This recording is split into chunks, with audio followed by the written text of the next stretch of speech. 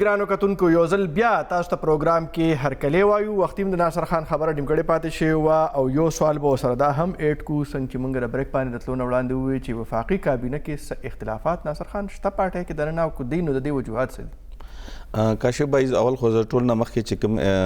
افتخار حسین صاحب خبرو کا چې یاره دا اسټابلیشمنټ یا آرمي راوستي و دغو نو زه افسوس کوم چې زموږ د مشرانو نه ځکه موږ ډېر کشران یو پالیټکس کې متکې موږ د دې احترام کوو خو افسوس خبره دا ده چې دا خلک به کله زده کړه کوي د هغې په ما خیال د آرمي نوم نه دی اخیستی کېږي اسټابلیشمنټ یې واغېشو چې ما ورته وویلې چې که تاسو دواړه نون لیګ او پیپل پارټي په یو پلیټفارم شئ نو په ووټ کې خو یې راوستی و نو په اسمبلی کې به وله موږ شکست ورکړو نو دا به تاریخ یو اسټابلیشمنټ نوم چې واخلي نو خو اسټابلیشمنټ نو زه دا وایم کاشف صاحب دا خپل خلک ان پی ته حکومت ملو شي ووټ ورو شي پیپل پارټي ته نون لیگ ته یا ایم ایم ای ته خو اخو دی وی چې موږ په خپل خوخه راغلی خلکو ووټ را کړی دی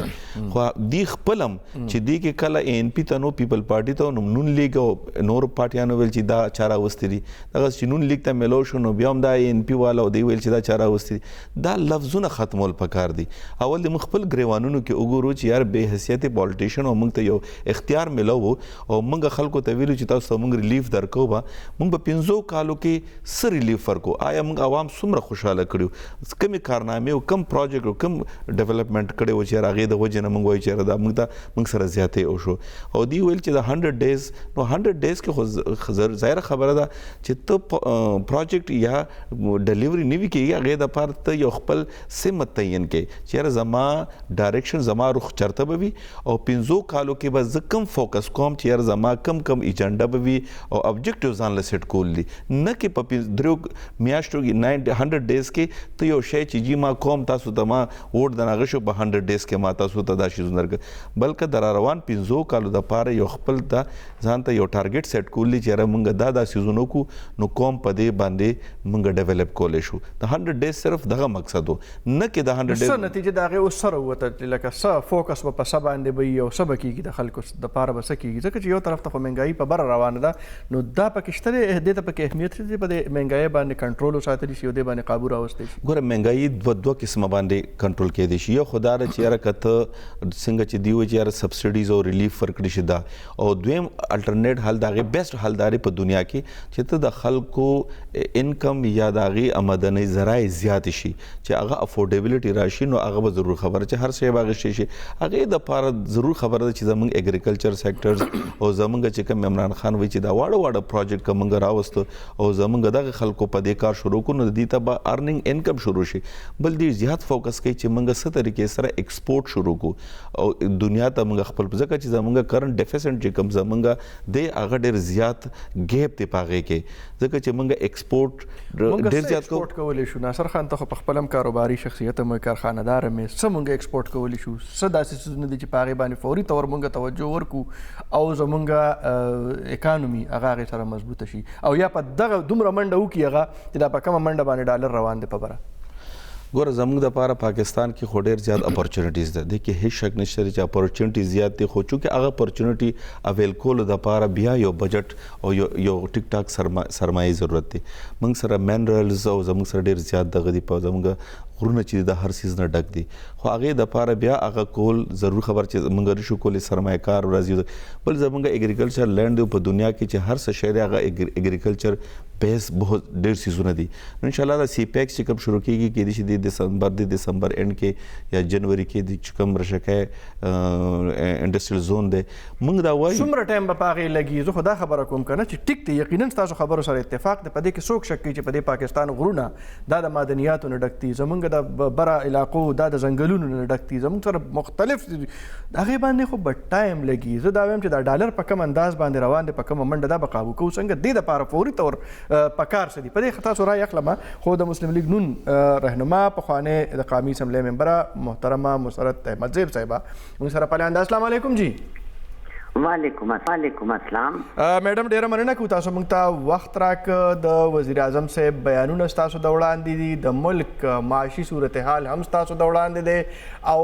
تاسو ملګري هم پاتې شوي یې نو څه ګڼئ د دغه مسلې حل څه دی او مسلم لیگ نون دې وخت کې څه کردار ادا کوي ټول ناول خو ستاسو شکریا ادا کوم چې تاسو په دغه واغستم پروګرام کې. دویمه خبره ده ستاسو پروګرام په توسط دویمه چې زه د دوی سره یو کال 3 میاشتې وم جی د دوی چې کوم هغه اجیټیشن او دغه کول ما هغې سره اختلاف ساتلو جی نه زه د پارټۍ نه ایستیم لکه کلیریفای کو دا خبره. جی دویمه خبره دا ده حکومت کول کنټینر باندې ناری وهل او چغې او دغه کول او هر یو کس غل دی نو دوی په کې پی کې 15 کاله کم یو غل ونیولو. دوی په پی کې احتساب کمیشن جوړ کړی دی پاکي کې اخو ختم شو میډم الټا نه اخو ختم شو پاکي باندې سونه روپۍ ولګېدلې ځای شوې دغه چل دا مې مثال درکړلو چې دغه شانتي به دوی اوس په فیډرل حکومت کې کوي او بلیم گیم به کوي. بلیم گیم به دا وي چې نواز شریف موږ ته څه پرېښودي نو که تاسو ګورئ 2013 کې هم خزانه خالي وه هغه هم موږ آی ایم ایف ته تللو په 3 کالو کې دننه آی ایم ایف دغه هم موږ خلاص کړلو. بجلی او دهشتګردي دا دوه مین دغه زمونږ د مسلم لیگ منشورو ادوانو لای راوستلو کنه. بجلی 2013 نه مخکې ته یاد کړه د خلکو څه حالو بیا د دهشتګردۍ څه حالو هغه دوی راوستلو کنه چې څه پرومیسز یې کړي او پوره کړل او که پوره یې نه کړل. دا چې کم دي غلا غلا غلا غلا غلا وایي چې غلا دونه زم بد ګڼم زم غلطه غل وایم خو بیا شروعات خپل کوره وکړي خپله خور یې څنګه ونې دغه شوه د هغې احتساب کېږي او که نه کېږي. د تاسو څه ګڼئ چې د احتساب یعنی پکار نه دی که د احتساب قدرول پکار دي او که د میا نواز شریف صاحب نه شروع شو نو ښه خبره نه ده چې د دغې خلکو احتساب وشي. زه د دې خبرې خلاف نه یم جی زه خو دا درته وایم چې د علیما خان چې ونیولی شوه نو د دې هم پکار دی چې تحقیق وشي چې رسید کم دی ستا سرمایه د کم ځای نه راغلې وه دا پکار ده او که نه ده. جی د نواز شریف نه خو که تپوس کړلی کېږي بالکل دی وکړي خو د نواز شریف خو د پلار د 1937 د زمانې نه اسټابلش بزنس و. جی میډم خلک بیا د خپل ګریوان اول ولټوي د خپل کور یې شروع وکړي. جی مسرت احمد صاحب دا وخت چې کوم صورتحال دی په ملک کې کرایسس شته معاشي عدم استحکام دی په داسې حالاتو کې پکار نه ده چې میا نواز شریف صاحب مسلم لیگ نون کردار ادا کړي نو میا صاحب خو خاموشه شوی د دې خاموشۍ په چا څه دي بالکل نه کوو ځکه نه کوو چې که ناره پورته کړو بیا به وایي کنټینر والا خو هسې بانه لټوي چې موږ ته څه ووایي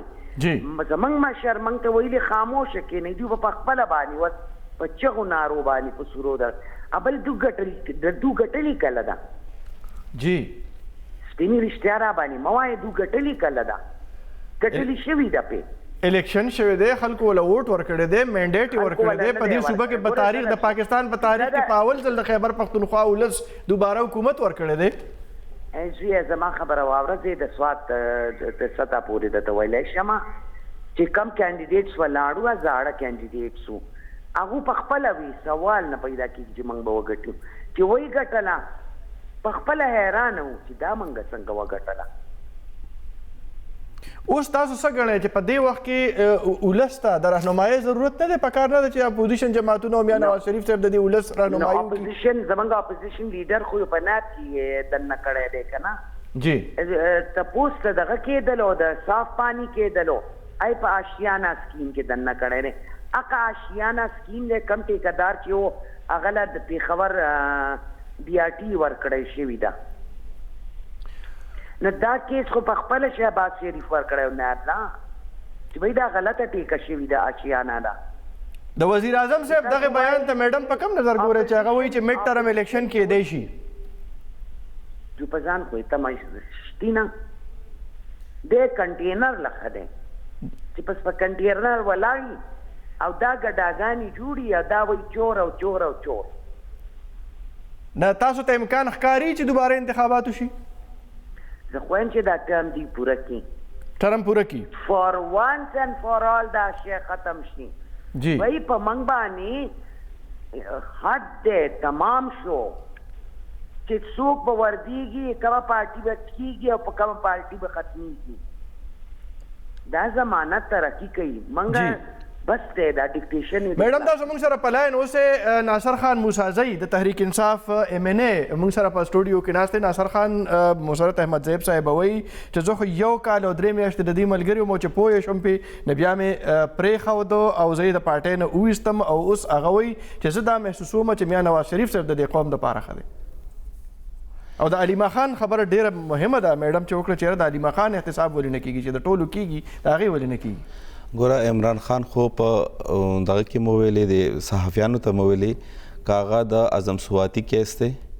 کا دغه زلفی بخاری دی او کده دی کیس دی بالکل چې کوم کده وایلیشن شوی وین وایلیشن کول پکار دی رپورټ راغلی دی چې کوم رپورټ راغلی دی چې خو اعظم سواتی ذمہدار اوس باغې فیصله به څوک کوي هغه فیصله به جج کوي با نه جج خو به دغه ته سزا ورکوي عمران خان صاحب خو به دا وی چې دا اوس پکار دی د کابینې نه وباسي نه کنه چې جج ورته سزا ورکړه نو ډیفینیټلی هغه به وباسي به خو که جج ویل چې نه ټیک سزا ورکړي بیا خو هغه وزیر پاتې کېدی نشي نه وزیر ګوره یو خو اوس سزا په کار چې کم ټایم نویت سزا ده سزا کم نویت ده وارننګ دی څه شی دی څه نه دي ګوره دغه سیزونه په کم سیزونه په عدالتونو کې وي او د هغې فیصله زمونږ هایر سپریم ادارې کې زما په خیال هغې ته پرېښول پکار دي باقي د علیما خان دا نو آلریډي FBR شته دی او زمونږ MNA چې سکیمونه آلریډي بار راغلي دوی چا ورکړي دوی د نون لیگ ګورنمنټ کې راغلي وو او هغه زما په خیال خان صاحب هغې ته غلط وي نو نه غلط خو نه دی ویلي چې کوم سیزونه ګورنمنټ اناونس کی